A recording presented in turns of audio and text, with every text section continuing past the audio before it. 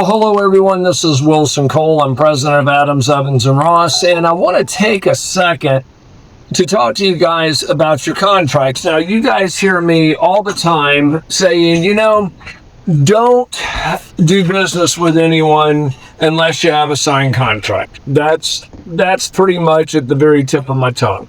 The other aspect is have a local attorney draw up your contract. And I know y'all have heard myself and you've heard our staff attorney say the same thing, that you get these Frankenstein agreements that have mediation, arbitration, and all of this stuff that sound great, but you have no idea what they mean. Now, if an attorney tells one of our clients you really want a mediation or arbitration clause in there, I look at it from a collection standpoint and say that is almost a kiss of death on a collection aspect. But I also realize that there are times where the attorney may be worried about the liability of our client services if they're placing medical personnel or something along those lines. What you may want to do is ask your attorney, okay, can I exclude accounts receivable in payment from arbitration? And in most states, they should be able to do that.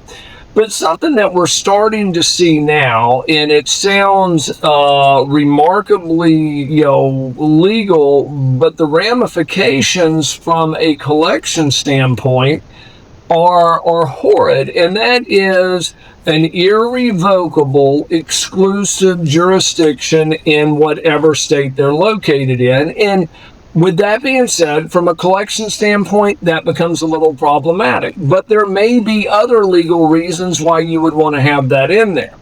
But what happens is we have one of our clients, they go to their attorney puts together a pretty doggone good agreement, and it has all of that stuff in there, and the irrevocable jurisdiction of and I'm just going to use, for example, Fulton County, Atlanta, Georgia, which is I'm out of Metro Atlanta. That's all good, and that has some benefits for us. But what happens is you talk to one of your recruiting partners, and they say, hey, can I get a copy of your contract? Or it gets passed around, you have no idea where it came from, and you copy that down.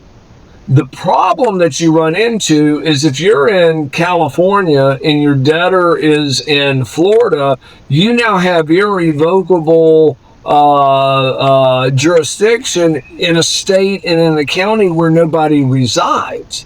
You pretty much have created a mouse trap or a bear trap where you're just simply not going to be able to get out of it. It's going to make it very difficult to sue, because I can tell you if suit was brought in Fulton County and there was no reason for it to be there, the judges could kick that out. So use a local attorney. We have our own templates for our clients. And we say, hey, here's our best practices. And it's got some amazing aspects and protections in there from a collection standpoint. But it still needs to be balanced. But I can tell you, irrevocable jurisdiction in a specific county is typically not in there, because from a collection standpoint, that probably isn't needed. Now, if your attorney tells you, yeah, but you want it, and there could be 10 other reasons why you do. But if an attorney's never told you that, and you're just borrowing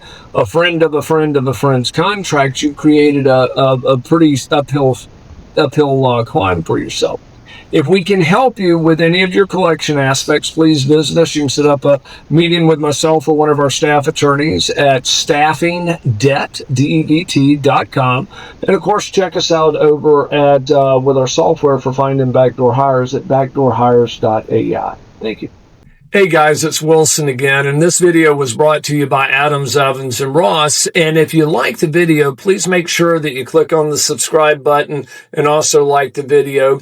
If you have any questions or comments, please leave those below as well. If you'd like to learn more about our company, please visit our website at staffingdebt.com.